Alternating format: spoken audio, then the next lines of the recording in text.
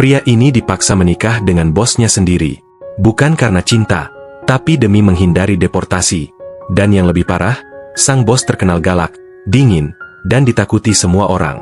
Tapi siapa sangka, pernikahan palsu itu justru berubah jadi kisah cinta yang tak terduga. Seperti apa kisahnya? Simak alur filmnya dalam video ini. Room service. Your mother and I have come up with a proposition, and I happen to think... It's a Paxton family tradition. Oh. Suatu pagi, seorang pria bernama Andrew Paxton bergegas ke kantornya sebelum bosnya tiba. Sementara itu, di sebuah apartemen, seorang wanita bernama Margaret sedang bersiap-siap berangkat kerja. Margaret adalah kepala editor di sebuah perusahaan penerbitan di Boston, Amerika Serikat. Di kantor, semua karyawan takut padanya karena sifat perfeksionis dan ketegasannya. Mereka biasa memanggilnya dengan sebutan yang tidak baik di belakangnya. Ketika Margaret tiba di kantornya, Andrew, sebagai asisten serba bisa, sudah ada di sana menunggu bosnya. Dia menemani bosnya ke kantor pemasaran perusahaan. Namun ketika mereka tiba, Margaret langsung memecat bawahannya, Bob. Karena kesalahan sederhana, Bob lupa menghubungi seorang penulis untuk proyek mereka. Meskipun itu hanya masalah sepele, Margaret tetap memutuskan untuk memecatnya. You're fired. Pardon? Bob, I'm letting you go. Asked you over a dozen times to get Frank to do Oprah and you didn't do it. But... I know. Ketika mereka kembali ke kantor, Margaret menyuruh Andrew untuk bekerja besok, meskipun itu hari Minggu. Andrew berencana mengunjungi ibunya di Alaska untuk merayakan ulang tahun neneknya yang ke-90. Dia mencoba menolak, tetapi Margaret mengancam akan memecatnya jika dia tidak datang. Tak lama kemudian, Margaret dipanggil ke kantor bosnya. Dia diberitahu bahwa perpanjangan visa kerjanya telah ditolak. Ternyata Margaret adalah imigran dari Kanada. Pada tahun itu, visanya habis masa berlaku dan harus diperpanjang. Dia dilarang pergi kemanapun sampai visanya diperpanjang. Tetapi entah bagaimana dia melanggar aturan sebelum waktunya.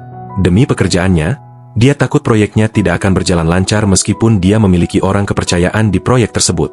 Dia memiliki masalah kepercayaan dan selalu terlibat untuk memeriksa kemajuan proyek sendiri. Mengenai pelanggaran visanya, dia berisiko dideportasi dari Amerika kembali ke Kanada. Jika itu terjadi, dia akan diberhentikan dan penggantinya adalah Bob, orang yang baru saja dia pecat sebelumnya.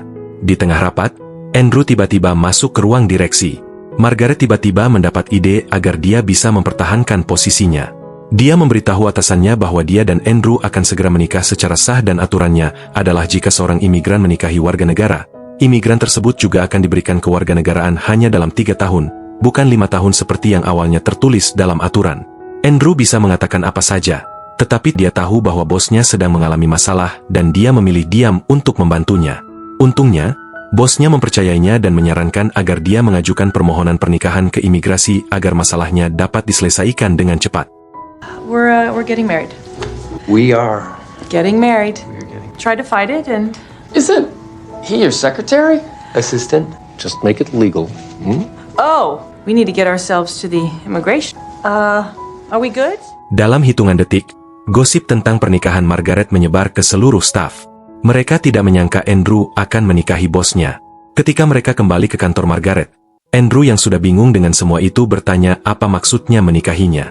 Margaret menjelaskan bahwa dia sedang mengalami masalah dengan visanya dan dia membutuhkan bantuannya. Tetapi seperti yang diharapkan, rasa percaya dirinya yang tinggi menunjukkan sifatnya yang suka memerintah. Margaret mengatakan untuk mengajukan dokumen pernikahan mereka ke imigrasi tanpa persetujuan Andrew. Margaret mengatakan bahwa mereka akan melakukan pernikahan palsu sampai visanya diperpanjang dan bulan berikutnya mereka akan bercerai. Dia beralasan bahwa dia tidak ingin kehilangan pekerjaannya karena Bob, pria yang dia pecat dan membenci mereka berdua, akan menggantikannya, dan yang lebih buruk lagi, Bob akhirnya akan memecat Andrew juga. Dia meminta Andrew untuk membantunya jika dia ingin mempertahankan pekerjaannya. Setelah bekerja, mereka pergi ke imigrasi untuk mengajukan permohonan pernikahan mereka. Margaret meminta petugas untuk segera mengajukan permohonan pernikahan, tetapi petugas mengatakan bahwa permohonan untuk pernikahan dengan 2 kewarganegaraan yang berbeda, proses akan memakan waktu lebih lama dari pernikahan biasa. Mereka harus melalui proses wawancara di berbagai tempat dan di bawah pengawasan penuh. Jika terbukti berbohong tentang pernikahan mereka, Margaret akan dideportasi kembali ke Kanada dan dilarang mengunjungi Amerika, sementara Andrew akan dijatuhi hukuman 5 tahun penjara atau membayar denda $250.000. Margaret mencoba membuktikan bahwa pernikahan mereka nyata. Dia mengatakan bahwa mereka telah berpacaran dan berencana bertemu orang tua Andrew pada hari Minggu untuk merayakan ulang tahun neneknya. Untungnya, petugas tersebut mempercayai cerita mereka, tetapi dia mengatakan bahwa dia akan tetap mengawasi mereka untuk memastikan semuanya berjalan dengan benar. Setelah mereka keluar dari sana, Margaret merencanakan pekerjaannya untuk bulan berikutnya dan menjelaskan semua aturan ketika mereka melakukan kencan palsu. Merasa bahwa Margaret memanfaatkan Andrew merasa kesal, terutama karena risiko ketahuan jika dia masih ingin melakukan hal itu. Andrew meminta 3 syarat. Dia ingin karyanya diterbitkan, dipindahkan ke divisi editor, dan yang terakhir, yang paling mengejutkan dan membuat Margaret bingung, dia ingin Margaret, seorang wanita dengan harga diri tinggi, berlutut memohon untuk menikahinya. Margaret terkejut mendengar semua itu, tetapi dia sangat membutuhkan bantuan, jadi dia melakukannya. Andrew, Yes, Margaret. Jerry's on top. Marry me? Okay, at the airport tomorrow.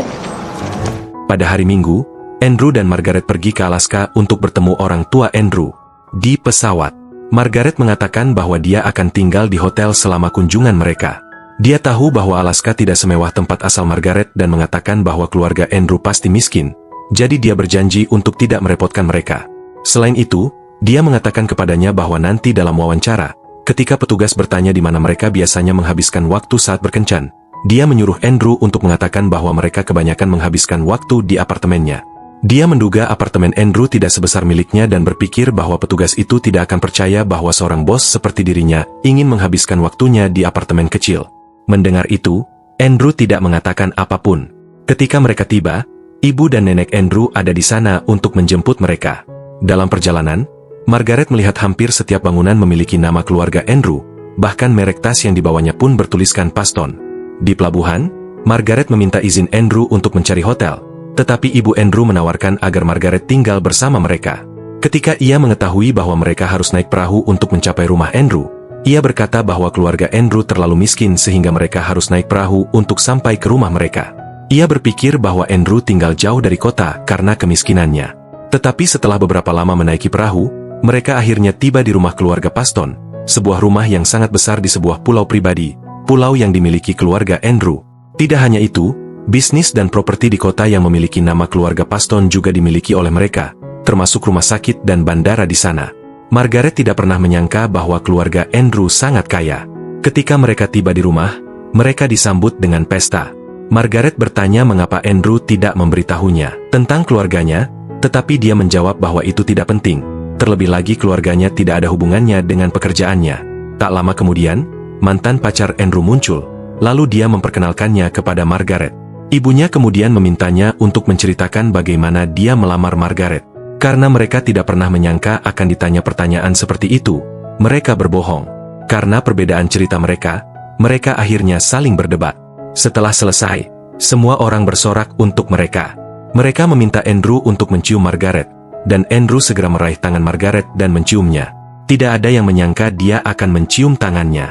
Mereka memaksa keduanya untuk berciuman di bibir, dan untuk menghindari kecurigaan, mereka akhirnya melakukannya hanya untuk membuat keadaan di antara mereka lebih canggung. Setelah itu, mereka pergi ke kamar tidur untuk beristirahat, tetapi karena hanya ada satu tempat tidur di sana, Andrew harus tidur di lantai.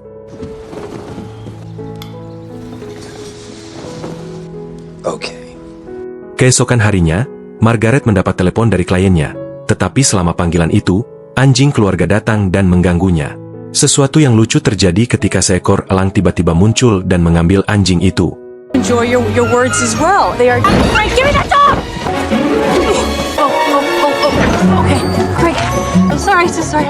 Margaret membalas dengan melempar ponselnya dan berhasil menangkap anjing itu, tetapi yang mengejutkan, seekor elang menyerang dan mengambil ponselnya. Di tengah kepanikan, Andrew mendekatinya. Margaret memberitahunya bahwa ponselnya diambil oleh seekor elang. Sebagai pacar yang baik, meskipun itu hanya sebuah pengaturan, Andrew berjanji akan membelikannya ponsel baru. Kemudian dia menyuruhnya untuk memeluknya karena ibu dan neneknya sedang mengawasi mereka dari jendela. Keesokan harinya, Andrew bertemu ayahnya yang sedang bermain golf. Ayahnya mengatakan kepadanya bahwa dia akan segera pensiun dan memintanya untuk menggantikannya dan mengambil alih bisnis keluarga. Ternyata mereka telah membicarakannya berulang kali. Ayahnya bahkan pernah menjodohkannya dengan rekan bisnisnya, Tetapi Andrew tidak pernah ingin bertanggung jawab atas bisnis keluarga atau menerima perjodohan itu. Dia sudah dewasa dan dia bisa memutuskan apapun yang dia inginkan. Dia bahkan mengatakan bahwa dia tidak akan pernah datang seandainya bukan karena neneknya. Di sebuah bar khusus wanita, Margaret bersama ibu, nenek, dan mantan pacar Andrew sedang mengadakan pesta bujang. Pesta itu dimaksudkan untuk mempertahankan kebiasaan bahwa setiap pasangan yang akan menikah harus mengadakan pesta bujang. Pesta semakin liar, jadi Margaret memilih untuk keluar menghirup udara segar. Saat itulah pacar Andrew muncul. Dia memberi selamat kepada Margaret dan mengatakan bahwa dia adalah gadis yang beruntung karena memiliki pria seperti Andrew. Dia menceritakan semua kenangan indahnya saat masih berpacaran dengan Andrew kepada Margaret. Margaret tampaknya tidak peduli, tetapi entah bagaimana dia merasakan kecemburuan tumbuh dalam dirinya.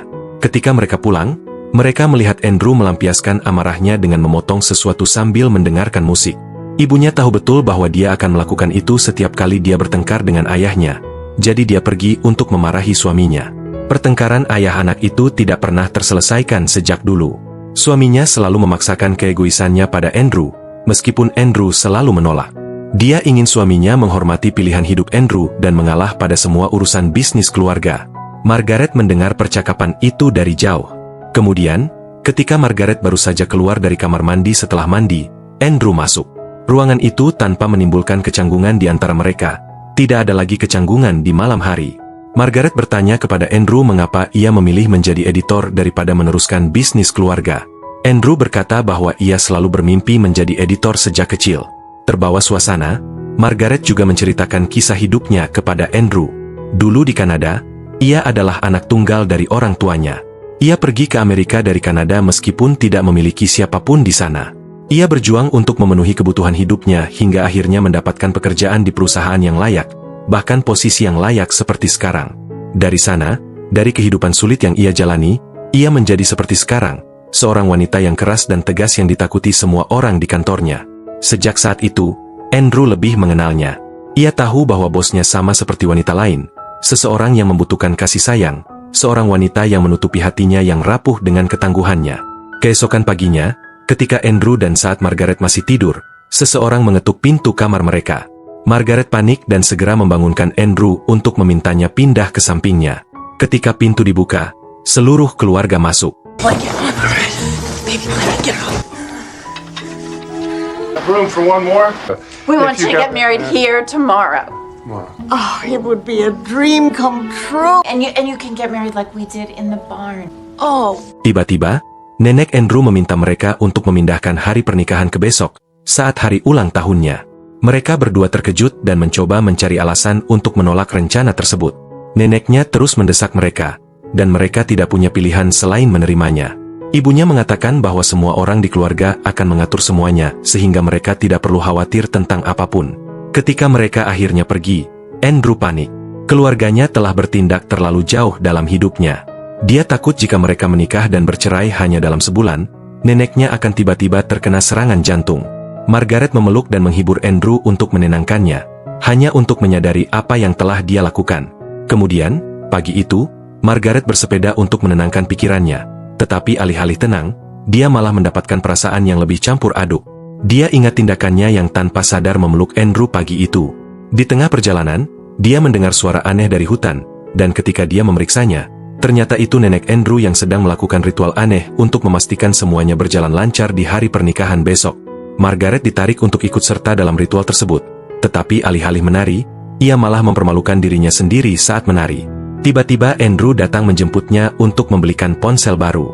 Ia sangat malu sehingga tidak menyangka Andrew akan melihatnya seperti itu. Crazy. Yes. To the window. Yes. Oh, you bitchy cow. Oh. What you doing? Look at it. Your phone arrived. I'm going to town to pick it up. You want to come? Oh, yes, I want to go. Setelah mendapatkan ponsel barunya, Margaret mengatakan bahwa ia harus membalas email dari kliennya, karena tahu ponselnya tidak dapat membalas email. Andrew membawanya ke warnet. Saat Margaret menggunakan komputer, ia melihat Andrew berbicara dengan mantan pacarnya dari jendela. Ia merasa cemburu. Ia tahu bahwa mantan pacarnya telah jatuh cinta padanya. Tetapi di sisi lain ia juga tahu bahwa Andrew tidak akan pernah jatuh cinta pada wanita seperti dirinya. Dalam perjalanan pulang, mereka bertemu ibu dan nenek Andrew. Mereka menyuruh Andrew menunggu di perahu sementara mereka membawa Margaret. Mereka pergi ke toko yang tutup. Saat mencoba gaun, nenek Andrew memberitahu Margaret bahwa gaun yang dikenakannya adalah gaun yang dipakainya di pernikahannya. Bukan hanya gaun itu, tetapi nenek Andrew juga memberi Margaret kalung yang telah diwariskan dalam keluarga Paston. Dia telah bermimpi memberikan kalung itu kepada calon istri Andrew dan akhirnya dia bisa melakukannya. Dia terharu. Setelah bertahun-tahun hidup sendirian, dia bisa merasakan kehangatan keluarga sekali lagi. Ketika kembali ke perahu, Margaret mengambil alih kemudi dan membawa perahu dengan kecepatan penuh. Di tengah perjalanan, Margaret memberitahu Andrew bahwa dia tidak bisa melanjutkan kebohongan mereka. Dia tidak tahan menyakiti keluarganya yang telah baik padanya. Andrew panik melihat tindakannya dan tiba-tiba ketika dia melepaskan kemudi, perahu berbelok tajam dan dia jatuh dari perahu. Untungnya Andrew berhasil menyelamatkannya. Dia tampak sangat khawatir seolah-olah dia tidak ingin kehilangannya. Kemudian ketika mereka sampai di rumah, ayah Andrew meminta mereka berdua untuk berbicara dengannya di gudang. Rupanya ada petugas imigrasi yang sudah menunggu mereka. Entah bagaimana, ayah Andrew dan petugas itu mengetahui bahwa pernikahan itu hanyalah kebohongan yang mereka buat untuk memperlancar proses perpanjangan visa Margaret. Petugas itu mengancam Andrew agar jujur atau dia akan berakhir di penjara. Mendengar ancaman itu, alih-alih takut, Andrew malah marah. Dia muak dengan ayahnya yang ikut campur dalam urusan pribadinya, bahkan sampai melibatkan petugas imigrasi. Dia tahu bahwa ayahnya melakukan itu agar dia berhenti dari pekerjaannya sebagai editor dan melanjutkan bisnis keluarga.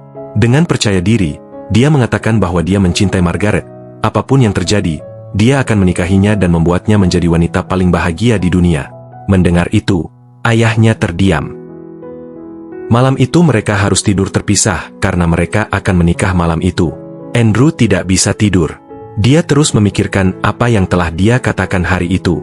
Dia tahu bahwa dia mengatakan semua itu dari lubuk hatinya yang terdalam, tetapi dia ragu Margaret akan merasakan hal yang sama. Di ruangan lain, Margaret juga tidak bisa tidur. Ia tersentuh oleh kata-kata Andrew, tetapi ia ragu apakah Andrew benar-benar bersungguh-sungguh. Selain itu, ia juga merasa bersalah sepanjang waktu berada di sana. Ia hanya menimbulkan masalah bagi Andrew dan keluarganya. Keesokan harinya, hari yang ditunggu-tunggu akhirnya tiba. Semua orang menghadiri upacara tersebut, bahkan petugas imigrasi pun hadir. Seluruh keluarga tampak bahagia hingga ketika Margaret dan Andrew hendak mengucapkan sumpah mereka, Margaret tiba-tiba berhenti.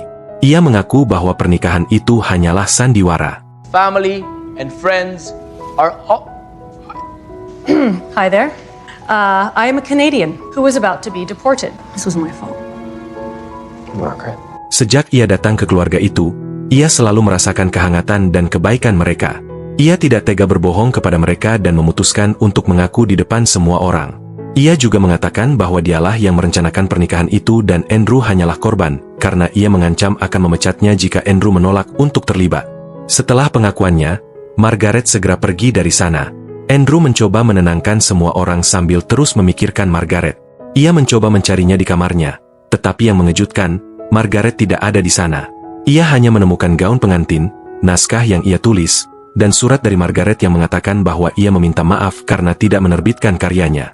Ia tahu betapa bagusnya karya Andrew, tetapi ia tidak pernah menerbitkannya karena ia tidak ingin kehilangan karya tersebut. Seorang asisten yang dapat diandalkan seperti Andrew, dia berjanji untuk menerbitkan karyanya sebelum dia dideportasi kembali ke Kanada. Tiba-tiba mantan pacarnya datang dan menyuruhnya untuk mengejar cintanya. Mendengar itu, Andrew bergegas mengejar Margaret ke kapal. Petugas imigrasi membawa Margaret pulang, memberinya waktu sehari untuk mengemasi barang-barangnya, dan meninggalkan Amerika. Di sisi lain, Andrew yang bergegas mengejar Margaret dihentikan oleh ayahnya. Ayahnya menyuruh Andrew untuk berhenti melakukan apa yang akan dilakukannya. Melihat pertengkaran yang tak kunjung usai di antara mereka berdua membuat nenek Andrew pingsan karena serangan jantung. Tidak lama kemudian, pesawat ambulans datang untuk membawanya ke rumah sakit. Di pesawat, neneknya tampak sangat lemah. Dia meminta putra dan cucunya untuk berdamai dan menghormati keputusan masing-masing. Demi dirinya, Andrew dan ayahnya memutuskan untuk menghentikan pertengkaran mereka. Perlahan, neneknya menutup matanya seolah-olah dia hampir mati, tetapi tiba-tiba dia membuka matanya kembali. Dia ingat bahwa Andrew harus menyusul Margaret di bandara. Dia menyuruh pilot untuk bergantian mengantar mereka ke bandara. Ketika mereka akhirnya tiba di bandara, Andrew segera menelepon temannya yang bekerja di menara pengawasan untuk menghentikan pesawat yang akan lepas landas ke Boston. Sayangnya, dia terlambat. pesawat itu sudah lepas landas. Jack! I need you to stop the plane, please! No, come on! Oh, no! I'm sorry, son. I didn't know how you felt about her. Honey, it's gonna be okay. If she didn't love him, she wouldn't have left. Of course not. Keesokan harinya, Margaret terlihat sedang mengemasi barang-barang dari kantornya. Ketika dia meminta bantuan salah satu staf, Andrew muncul di hadapannya. Sambil mengatur napas setelah berlari, dia mengatakan kepadanya untuk tidak meninggalkannya. Setelah semua yang telah mereka lalui, dia telah menghancurkan tahun-tahunnya bekerja dengan bos yang begitu kejam. Dia telah menghancurkan upacara pernikahan yang telah mereka rencanakan, dan yang paling menyakitkan adalah dia telah menghancurkan hatinya karena meninggalkannya. Dia meminta Margaret untuk bertanggung jawab karena telah membuatnya jatuh cinta padanya. Dia mengatakan kepadanya untuk tidak meninggalkannya setelah apa yang telah dia lakukan padanya di depan semua orang. Dia memberanikan diri untuk melamarnya. Ketika Margaret menyadari bahwa pria yang dicintainya melamarnya, dia langsung menerima lamaran itu dan mereka berciuman di depan semua orang. Trust me. You don't really want to be with me. Yes, I do.